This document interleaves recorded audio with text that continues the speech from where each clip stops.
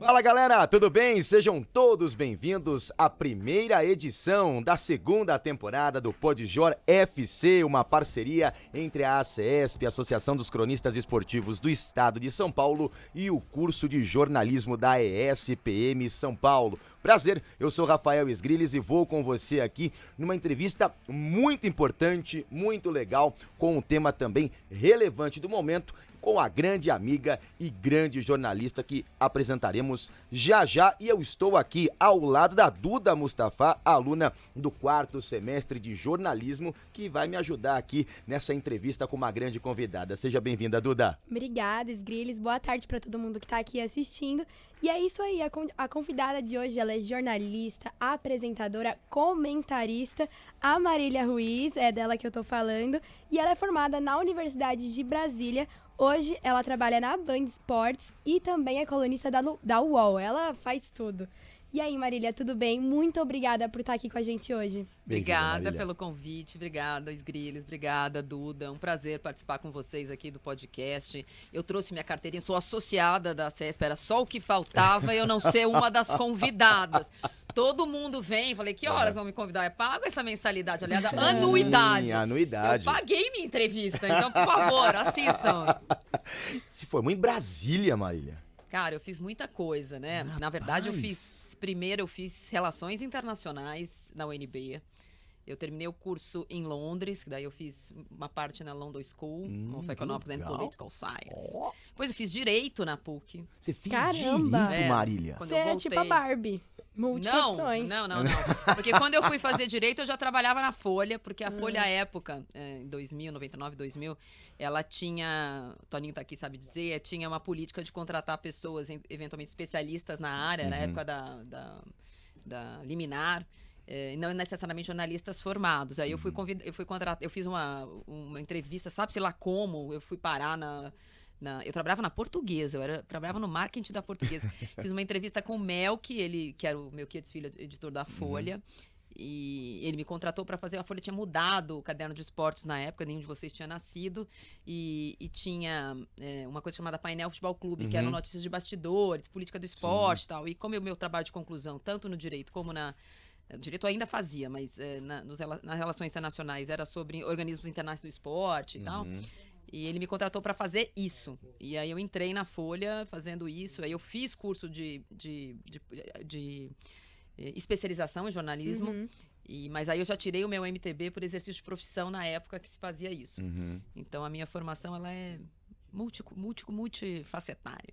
Então é a jornalista completa, multifacetada, e a gente sabe que o jornalista hoje, o jornalismo, você vai atuando em várias funções, você vai atuando como comentarista, como apresentador, como repórter. Mas como jornalista eu me formei na Barão de Limeiro.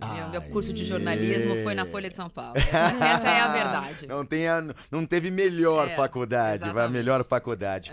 Como comentarista, Marília, você tem a função, né, como a gente está trazendo aqui, as funções do jornalismo, né, para toda essa galera, muito gente boa que tá aqui acompanhando na sede da ESPM. Então, o comentarista, ele faz, além das análises, e o bom comentarista, como você faz, não fala só o óbvio, porque o bom comentarista tem que falar do que tá acontecendo e o que pode acontecer. A gente não pode ser engenheiro de obra pronta, né? Então, eu gosto muito que você é muito didática, principalmente quando você tá nos jogos, que você não fala apenas o que está acontecendo, é o que o técnico pode fazer mais pra frente e nos programas também. Mas só que o assunto hoje é o mundo árabe, né? Que já não é de hoje, a gente tá vendo o Sauditão agora, o que tá acontecendo. Na tela do Band Esportes. Exatamente, Band. É disso que falamos. E aí, não vem de hoje, talvez o pessoal acompanhe agora o futebol da Arábia Saudita, mas vem desde a década de 70, vem desde lá de trás, a ida do Rivelino. Como é que você projeta o atual momento do futebol saudita, como é que você enxerga isso? E chegou para ficar ou é só uma manobra para a Copa do Mundo? São várias manobras, né? Tem uma que é claramente política, que tem a ver com política de Estado, de imagem da Arábia Saudita para o resto do mundo, não só por uma possibilidade que eu ainda considero remota de receber a Copa do Mundo, porque acabou de ser uma Copa do Mundo no Catar, e a FIFA tem essa necessidade de agradar todos os seus amiguinhos de todos os continentes, então não acho que imediatamente a gente vai ter uma outra Copa no Oriente Médio. Mas tem uma política de limpeza da sua imagem internacional da Arábia Saudita, que não é das melhores. Existe uma tentativa de trocar a economia. A gente sabe que a gente caminha para um planeta com menos uso e com menos petróleo à disposição. Então, também existe uma necessidade de ter na Arábia Saudita outras formas de gastar o seu próprio dinheiro. E acho que nesse momento há uma vontade, e não dá para tirar, ela é totalmente aleatória, do príncipe, né, querer futebol no seu país. Acho que não tem muito a ver com o que aconteceu na década de 70. Acho ser bem pontual agora. Não sei se veio para ficar, sinceramente, é muito difícil você estabelecer, porque, claro, primeiro contratou jogadores no fim da... Não dá para você comparar, por exemplo, a contratação do Cristiano Ronaldo com a contratação do Henderson. Então, jogadores em posições de posições diferentes no momento da sua carreira. O Cristiano Ronaldo não vai jogar mais em lugar nenhum. Estágios diferentes da carreira, né? Não são a mesma coisa. Eles, de fato, fazem um campeonato dessa vez, uma liga relevante, ainda incipiente, mas, por incrível que pareça, em um mês muito mais relevante que o Campeonato Brasileiro, que era para ser pelo menos a 4ª liga do mundo, atrás da Inglaterra, da Espanha e da Alemanha. Talvez da Itália, que fosse a 5ª. O Campeonato Brasileiro é ridículo internacionalmente, o Campeonato da Arábia Saudita já é melhor. Não, e você até falou da ida do Cristiano Ronaldo ao Al Nassr, né? E assim, é claro que isso trouxe o maior holofote. O Neymar foi pro Al Hilal. É que é Não, tanto não, Al que a gente... o Cristiano Ronaldo no Al Nassr e o Neymar no Al Hilal, tá certo. Então, o Cristiano Ronaldo no Al Nassr trouxe um holofote gigantesco para a Arábia Saudita, né? A gente sabe disso. O futebol saudita gastou cerca de 3 bilhões de reais. É uma coisa, assim, absurda. Eles estão investindo pesado, não absurdo só... pra nós, né? Pra nós. Pra eles é dinheiro, Dia né? de café. Eu só imagino, se ele gastou 3 bilhões com isso, imagino quanto ele tem, né? Fica meio... Mas, assim, além do Cristiano, também teve o Benzema, o Al Nassr, como o Neymar, como o Sgrilles falou, o Kanté, enfim. Como que você vê a ida desses jogadores de elite para um futebol que ainda está em desenvolvimento, não é uma liga pronta?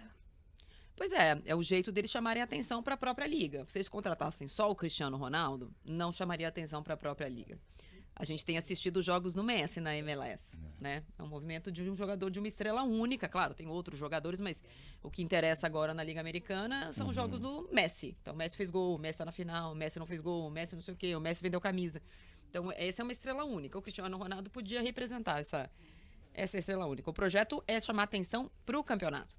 É a primeira vez na vida que eles vendem direitos internacionais do próprio campeonato.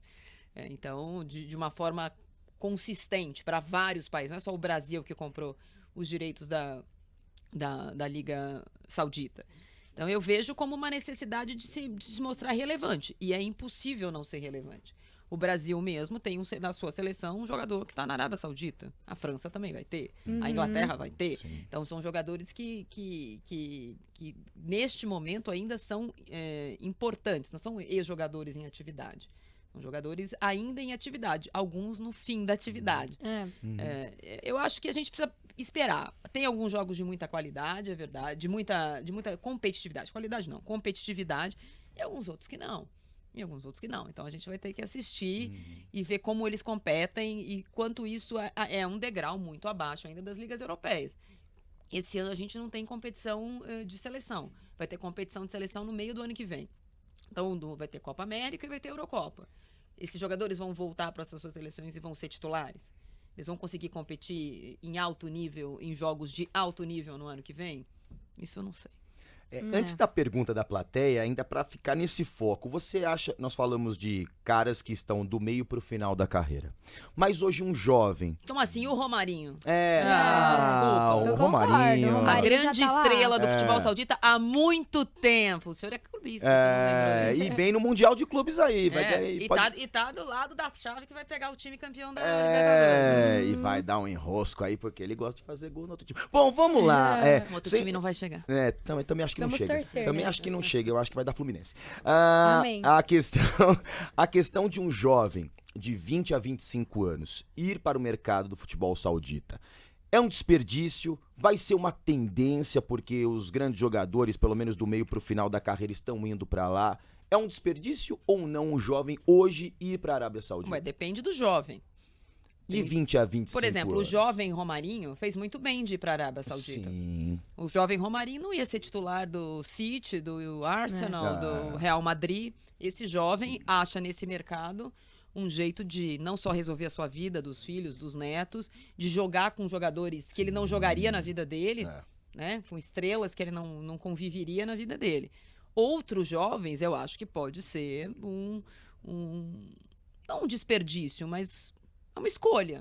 Você pode escolher ganhar dinheiro ou você pode escolher ser competitivo, ídolo, ganhar títulos mais relevantes do que hoje é o Campeonato Saudita. Acho, por exemplo, no caso do Neymar, as pessoas falam, que desperdício, que desperdício. Gente, quando foi que ele jogou grande coisa para ser um desperdício ele tá lá? Ele foi muito relevante no Paris Saint-Germain? Não foi. Não. A última vez que ele foi muito relevante é quando ele foi coadjuvante do Messi no Barcelona. Sim. Então, a gente fica esperando do Neymar uma coisa que ele não deu, não ofereceu. Então, foi falando, isso aqui é um café, isso aqui é um café, isso aqui é um café. Vocês ficam esperando que isso aqui seja uma Coca-Cola? É um café. Só foi protagonista no Santos. Quando ele deu certo, foi protagonista no Santos. Depois, Pois só é, mas coadjuvante. ainda é numa outra estágio da carreira.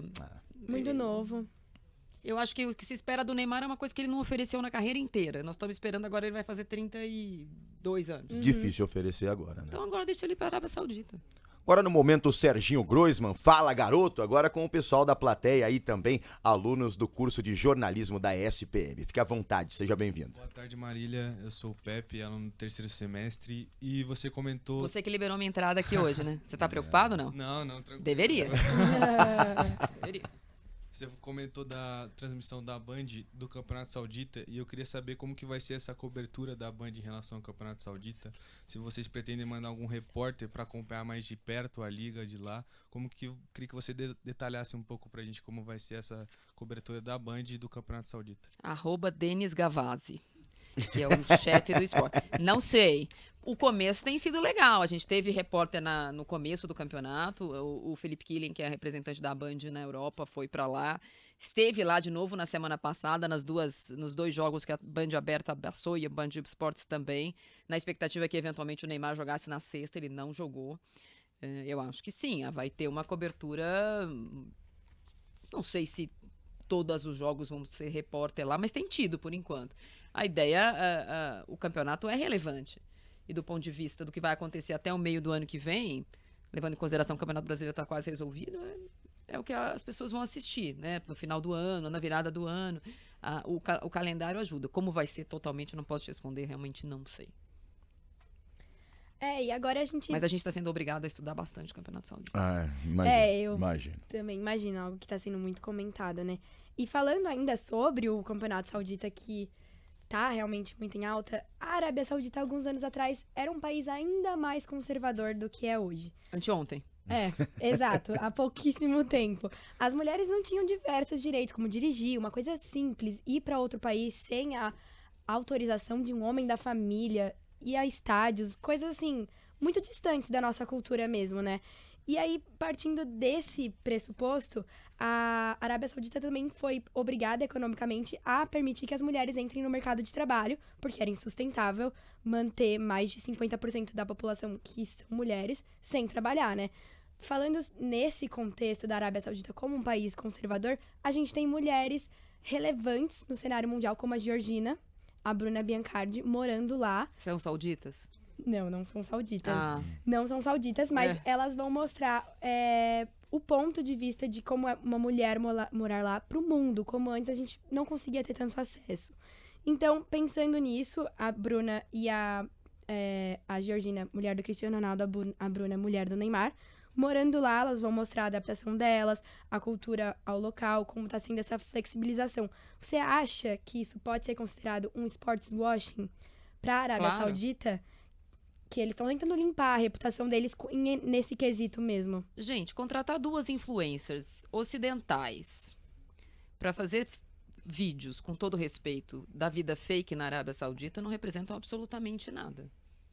Nenhuma mulher saudita tem o direito de morar com o namorado como as duas moram. Sim, é um direito. Então, já começou a dar, é uma licença especial dada ao Cristiano Ronaldo. Não é a elas. É dada ao Cristiano Ronaldo e ao Neymar.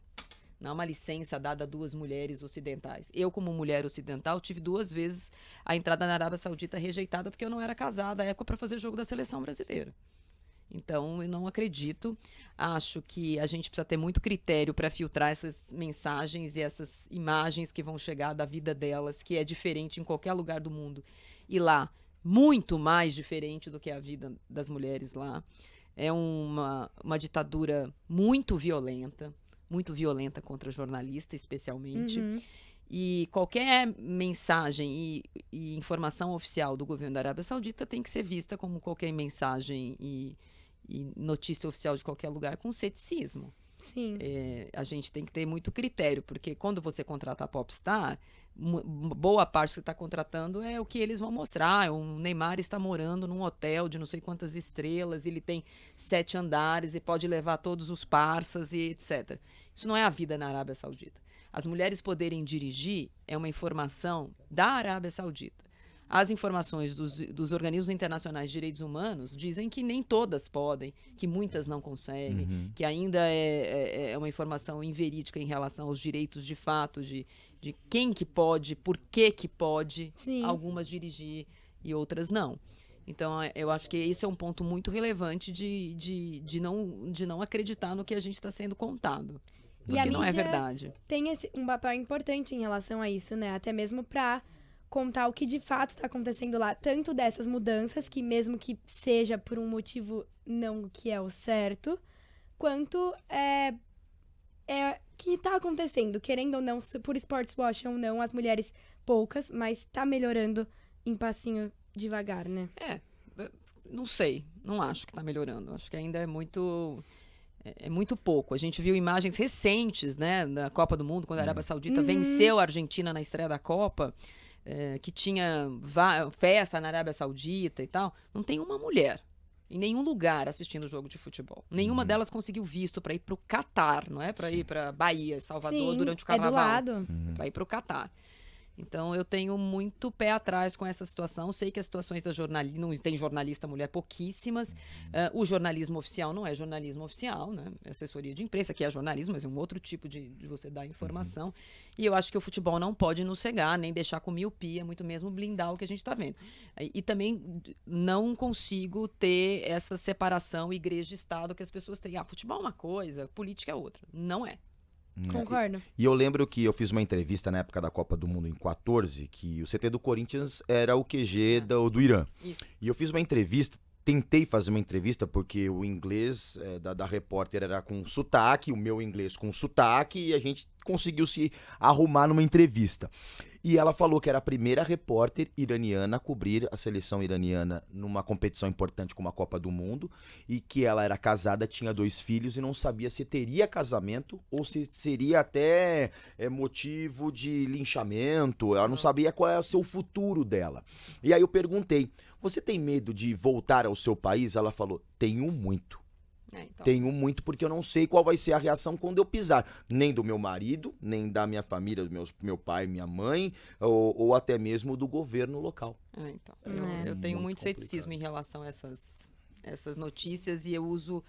vamos mostrar a imagem do estádio bonito, dos camelos, do pôr do sol. E eu acho que isso não deixa de ser relevante ter tantos craques e jogadores que são relevantes ainda jogando. Isso é uma coisa. Só não dá pra ser só isso. Sim. Muito assim como foi a Copa, né? Eles mostraram a parte bonita, ignoraram completamente a violação aos direitos humanos. Exato. Enfim. É muito complicado. E temos mais uma pergunta na plateia. Oi, gente. Marília, tudo bem? Professor Antônio Rocha Filho, Toninho. A gente teve a honra de trabalhar, tive o prazer de trabalhar junto com a Marília no Tempo de Folha. Marília, eu queria falar um pouquinho, aproveitando aí o tema que está sendo discutido, a participação das mulheres no esporte, né? Então, eu queria trazer essa discussão um pouquinho mais para perto da gente aqui do jornalismo esportivo no Brasil. Historicamente, e eu que estou há muito tempo na atividade, você também, a gente entende que essa evolução, a participação das mulheres no jornalismo esportivo sempre foi vista com muito preconceito, desqualificando. Você mesmo teve episódios, inclusive, de contato com fontes de jornalismo, né, até de assédio. E eu entendo que, até pela evolução da sociedade, esse tema veio mais à tona e podemos dizer que a gente, em alguma medida, as mulheres estão ganhando algum espaço no jornalismo esportivo.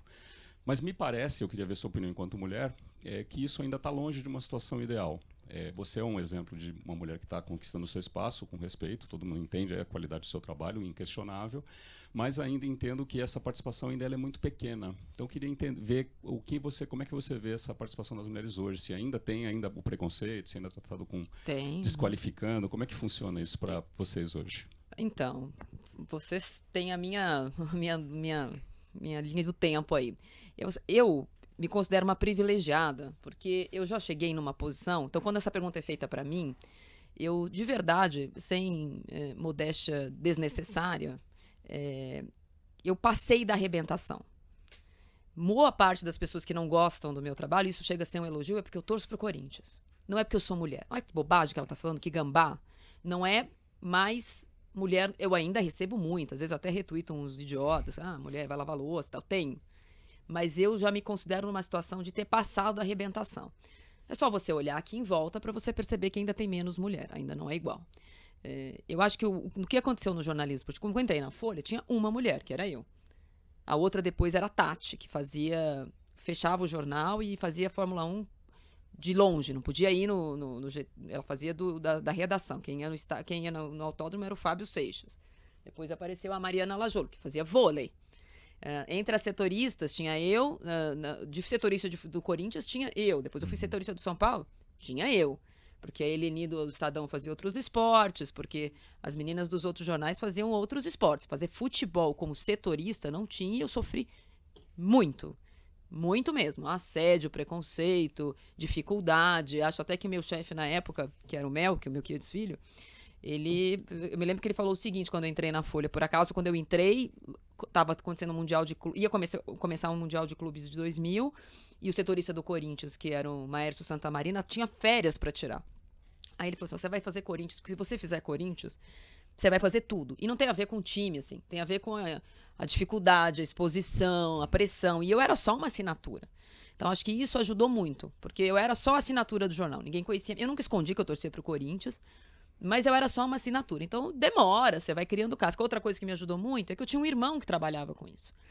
Então, bem ou mal, tipo, o irmão dela tá aí, sabe? Isso me ajudou também. Algumas coisas. O sobrenome Fulana da Folha de São Paulo me ajudava, porque era um jornal respeitado. Então, isso me ajudou. Eu tenho um irmão que trabalhava com isso, depois eu tinha outro irmão que trabalhava com isso, que é mais novo. Também me ajudava. Eu acho que a minha personalidade me ajudou também, porque eu aguentei. Eu fui aguentando, eu fui mostrando. Outras pessoas foram desistindo no caminho e eu fui mostrando. Eu acho que hoje é muito mais aceito a mulher fazer reportagem. Acho que todo mundo já aceitou. Acho que o advento das redes sociais também, que transforma todo mundo em produtor de conteúdo, aceitou que uma mulher reporte. Fale, fulano ganhou de ciclano, no treino de hoje, não sei o quê. Isso é muito mais aceito. A voz feminina nisso, ela não causa mais espécie, mas opinião é diferente. O que ela é paga para falar? Por que a opinião dela vale mais do que de um cara que jogou bola? Você chutou uma bola? Você sabe do que você está falando? Opinião já é um negócio, é um passo acima da discriminação. Tipo, o que ela sabe de futebol? Por que a opinião dela vale e a minha não? Porque, de fato, eu estou vendendo o que eu penso. Por mais que eu estude, que haja um histórico, que o meu chefe sabe que eu não chego lá e falo, vou falar qualquer coisa aqui. É a minha opinião, sou paga para dar a minha opinião. Essa é o meu trabalho no Band Esportes. E no UOL, principalmente, só nas lives que eu faço. Isso ainda causa espécie, porque o cara que fala, por que ela tá falando? Quem se interessa pela opinião dela? E às vezes você percebe que, assim, aí nesse caso você sofre mais preconceito.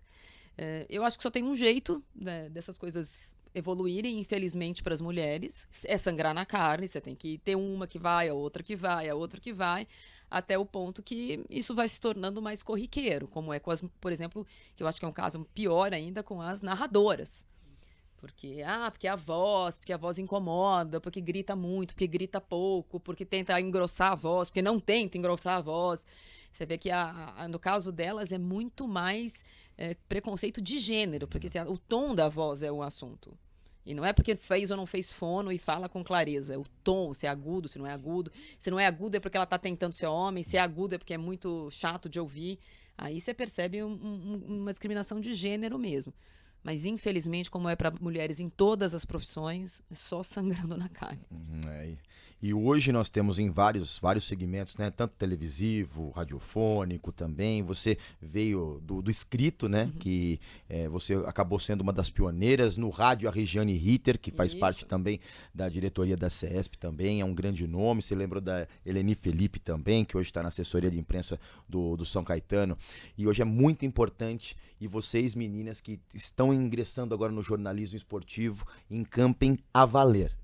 Encampem a valer, sabe que não vai mudar a questão do preconceito. O preconceito ainda está implícito, lamentavelmente, mas sejam firmes sempre, e busquem sempre qualificação, porque exato. Eu acho que no caso das mulheres, principalmente. Porque sempre vão falar pra você, mas você não sabe o que, você não sabe, sempre você vai ser colocado em xeque. A Patiu tá aqui e vão sempre... se tiver chutado bola não adianta, porque futebol feminino é chato, né? Vou falar, não é igual, futebol... tem que diminuir o gol, aumentar então, o gol, diminuir o campo. Lutem sempre, sempre, porque uma coisa que eu falo sempre, não importa o gênero, importa se é jornalista competente ou não importa se é homem ou não importa se é mulher.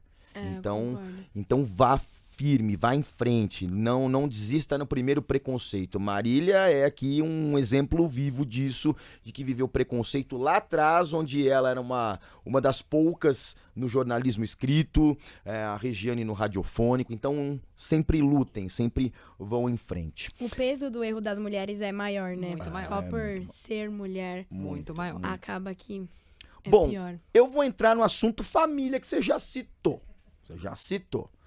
Mas posso falar qualquer coisa? Né?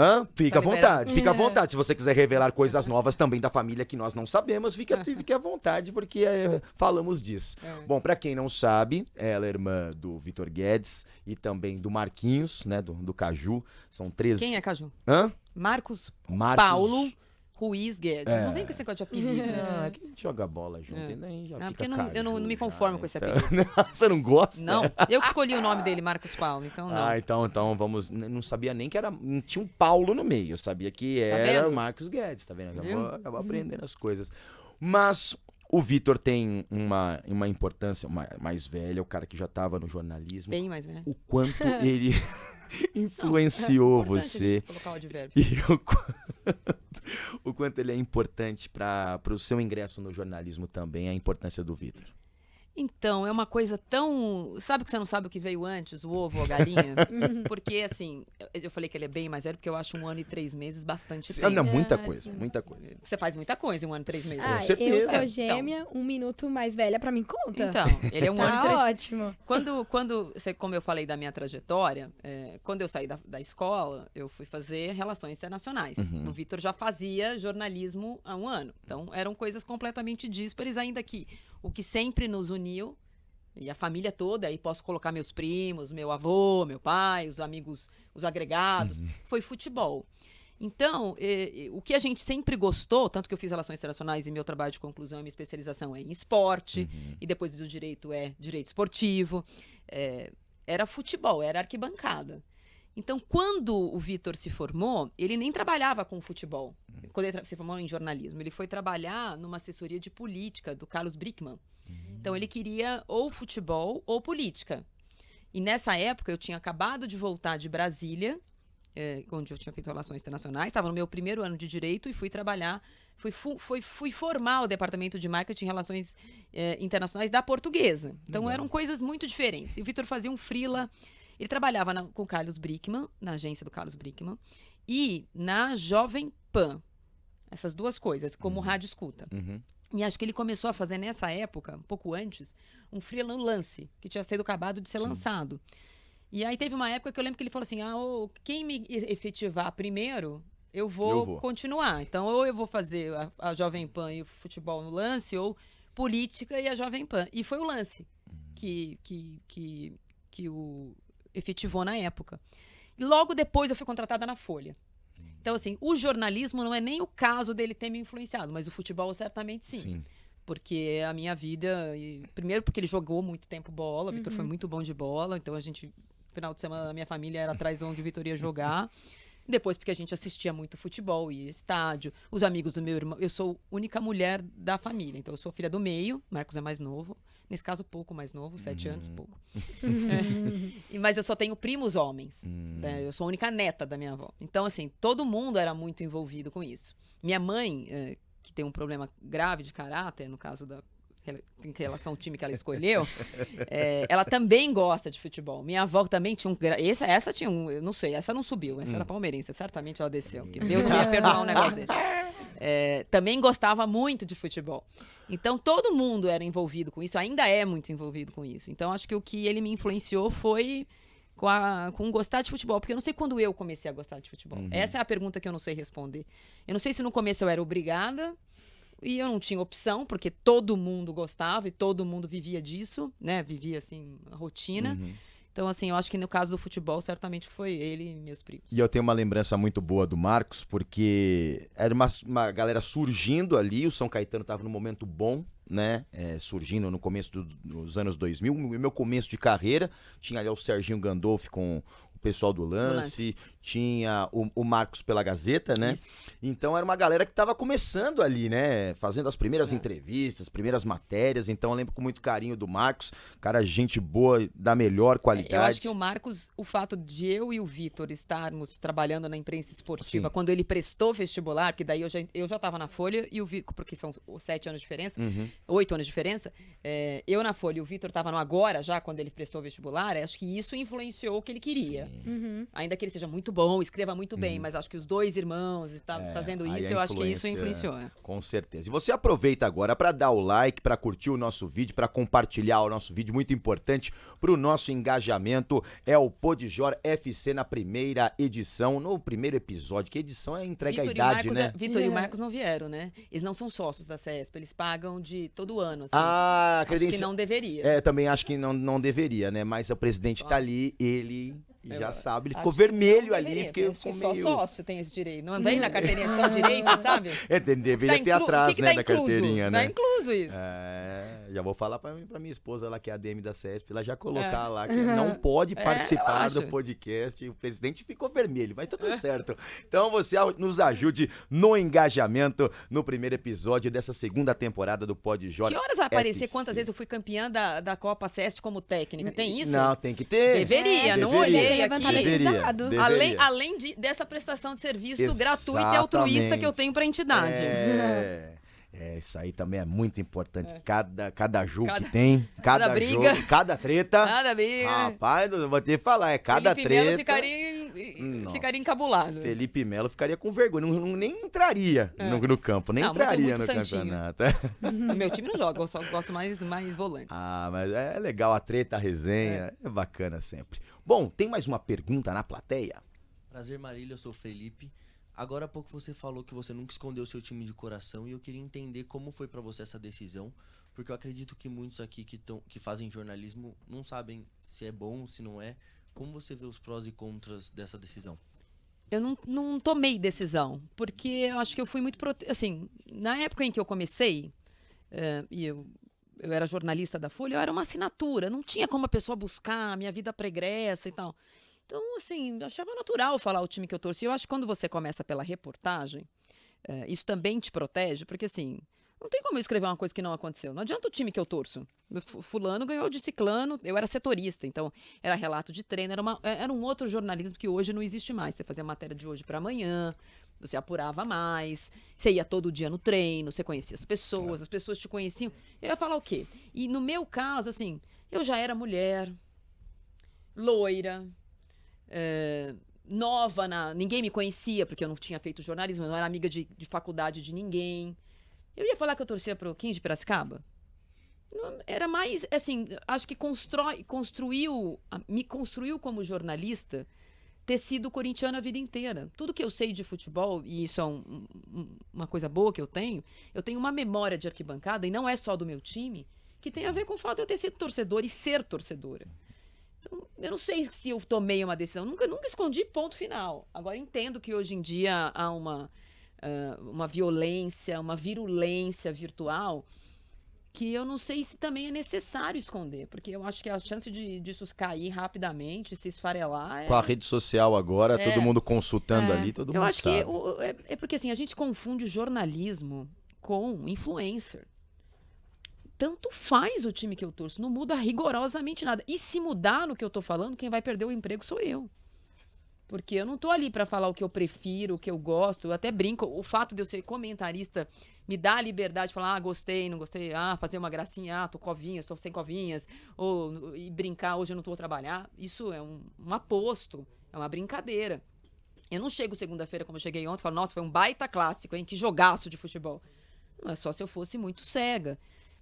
Então, de verdade, eu acho que não faz nenhuma diferença. Nenhuma diferença. Tanto que, cada vez mais, as pessoas sabem o time que as pessoas torcem. E, às vezes, você pode falar, esse aí, eu sei o time que torce e gosto do trabalho dele. Esse aí, eu sei o time que torce, acho que influencia mais no trabalho dele e não gosto. Eu trabalhei muito tempo com o Roberto Avallone, que, infelizmente, vocês tiveram pouca oportunidade de conhecer o trabalho dele. Meu Deus! Meu Deus! Claro, são reticências. Que é um saudoso amigo, querido amigo, que foi muito marcado pelo fato dele torcer para o Palmeiras. Eu não conheço nenhum jornalista esportivo que tenha 2 prêmios Esso. O Avallone tinha. E nunca deixou de ser palmeirense. E, era um outro tempo, ele era pauteiro, ele trabalhou no Jornal da Tarde muito tempo, depois foi pra Gazeta. Então, o personagem que criaram do Avallone não tem nada a ver com o conteúdo, com o jornalista que ele foi. Ele foi um baita jornalista. Sim. E eu sou muito grata a ele, porque apesar dessa brincadeira toda, dele ter virado essa pessoa na televisão, vai falar Palmeiras primeiro bloco, Palmeiras segundo bloco, ele sempre, eu acho que a minha carreira foi muito catapultada pelo respeito que ele tinha por mim, porque ele nunca misturou as coisas, assim. Ele podia ser só uma coisa Corinthians e Palmeiras entre mim e ele, e nunca foi, assim. Ele sabia que eu tinha informação, que eu trabalhava nos clubes durante a semana. Era só um aposto dele, um pedacinho do Avallone só. Divertido, carismático e tal. Então, de verdade, assim, se eu tivesse que dar um conselho, pode ser que não funcione pra todo mundo, não esconde. Ninguém vai parar nisso, ninguém trabalha todo dia da vida. Eu não tenho domingo na minha vida eu não folgo num domingo da minha vida desde 2004. Que é desde que eu comecei a trabalhar em televisão e fazer mesa redonda no domingo. Eu trabalho toda semana, de domingo a sexta. Eu só folgo sábado. Só. Você é feliz ainda. Não, mas você é muito feliz ainda. Isso, você tem um sábado ainda. Não, consegui isso depois de nascer meu segundo filho. Eu falei, eu preciso de um dia na semana. Agora tenho 3, mas... falei, algum dia da semana que eles não estão, eu vou folgar. Então eu folgo sábado. Então, se você não opta por fazer isso da vida, porque você gosta de futebol. Porque se é por isso, vocês podem sair. Abre a porta e sai. Por causa de futebol, vocês podem assistir e não precisa trabalhar. Então, assim, tanto faz o time que você torce, de verdade. Se eu tiver que dar um conselho, vai dar certo para 90%. Não esconde. E se estamos aqui é por causa de uma paixão, né? Por causa de um amor a um clube. Todo mundo tem um. E assim, sobre isso até da pergunta que fizeram agora, o Vitor, seu irmão, também sofreu ameaças, né, de um torcedor de São Paulo, por ele ser declaradamente Eu já apanhei da torcida do Corinthians.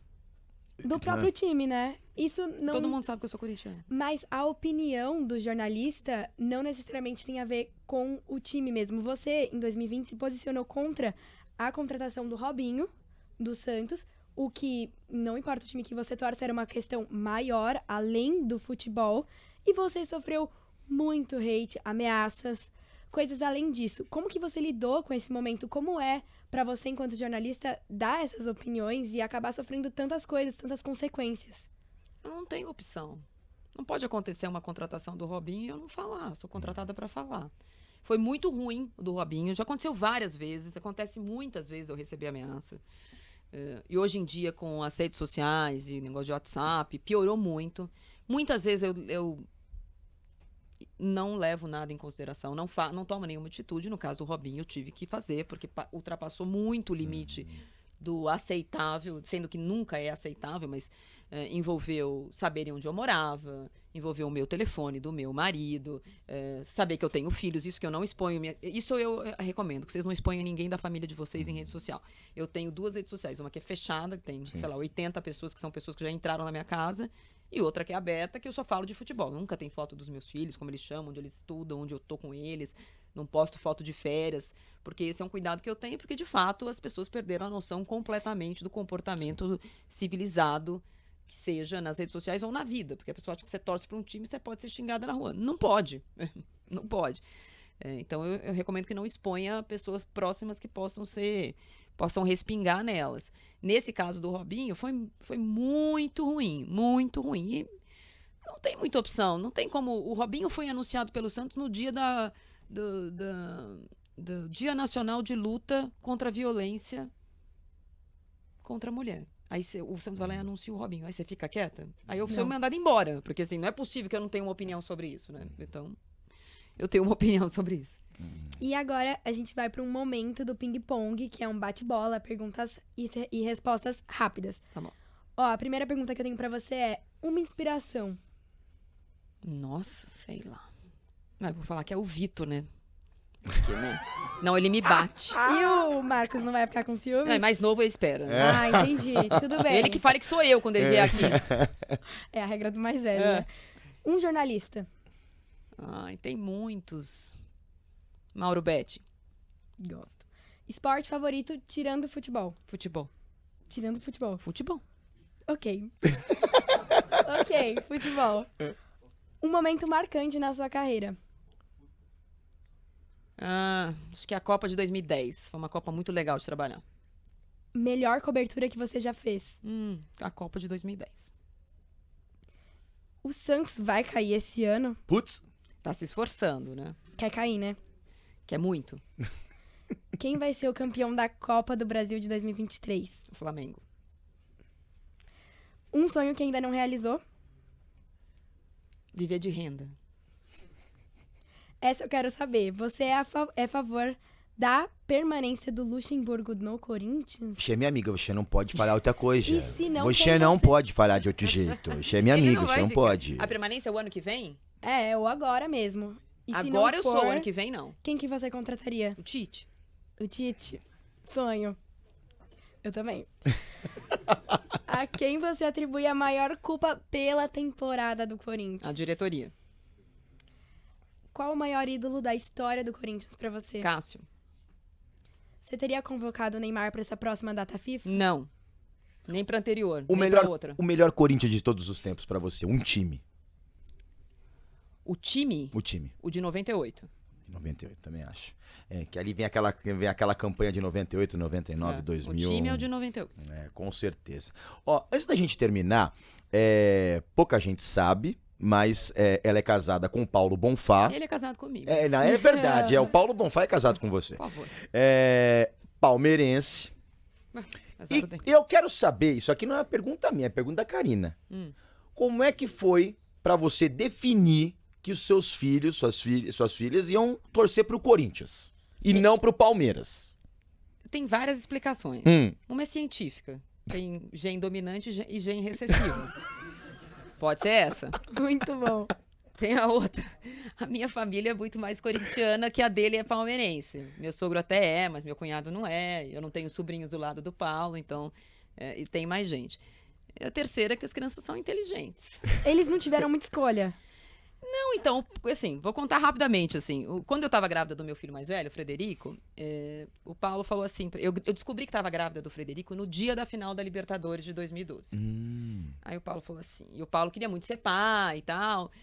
O Paulo falou, você não vai, né? Eu falei, o quê? Não, que se você passar mal, você vai perder a criança. Eu falei, eu tô a vida inteira esperando isso. Eu engravido depois. O Frederico sabe dessa história, posso falar. Eu falei, claro que eu vou. Mas eu não vou. E aí eu queria pensei em chamar Romarinho. O Paulo não topou. Poxa. Aí Emerson, Não sei Romarinho. por quê. E tem Ele o foi do gol do Basílio, Romarinho. né? Eu também. tenho meu sobrinho chama Basílio, aí não topou. Aí depois. E aí eu não fui pro Mundial, porque aí eu tava grávida de 7 meses, não podia embarcar. Quando eu tava grávida do Fred, o Paulo falou assim pra mim: vamos fazer assim? Porque o Paulo sabia que, assim, toda a minha família, eu trabalhar com futebol todo dia. Porque eu gosto mais de futebol do que o Paulo. O Paulo gosta do Palmeiras. Ele não fica assistindo qualquer jogo e tal. O Paulo gosta de outros esportes. Ele vier aqui, você pode perguntar. Ele gosta de vôlei, ele gosta de, sei lá, bolinha, barquinho. Eu gosto de futebol. Ele sabia que a chance do Fred ser corintiano era maior. E o Corinthians estava numa fase melhor naquela época e tal. Aí ele falou, o primeiro eu tenho preferência. Olha que palavra péssima, né, para um comunicador. O segundo é seu. E eu nem sabia se ia ter outro filho e tal. Eu falei, tá bom. Só que o Paulo teve uma didática pedagógica péssima com o Frederico. Ele queria obrigar o Frederico a torcer pro Palmeiras. E eu não. Eu cantava as músicas. E as músicas da torcida do Corinthians são mais legais, tem menos palavrão. Sim. O hino do Palmeiras é péssimo. Prélio, não tarda. Como a criança cantar? Ai, não dá, né? Você nunca vai conseguir fazer uma criança torcer pro time e falar, onde o prélio não tá. Não dá. E aí, quanto mais o Paulo falava pro Fred ser palmeirense, e aí tem da personalidade dele, que o menino é inteligente, aí mais... Quando o Frederico percebeu que ele se incomodava com o fato dele falar que ele torcia pro Corinthians, aí... Pronto. No caso do Teodoro, eu nem precisei fazer nada, porque primeiro era meu, segundo ele. Eu tinha o Fred. E a Olivia... Peraí, vamos aproveitar, nós estamos no final, peraí. A Olivia tem os dois, tem o Basílio, tem eu... E tem a Olivia ser a Olivia. Então, vamos lá, deixa eu achar rapidamente. Você tem o Messi em casa também, né? O Messi é o cachorrinho, Mas esse é novo, o Milton Neves me deu. A Olivia ensina o Messi, ó. Inteira, fiquei esperando. Pode ver, ela ensina o cachorro.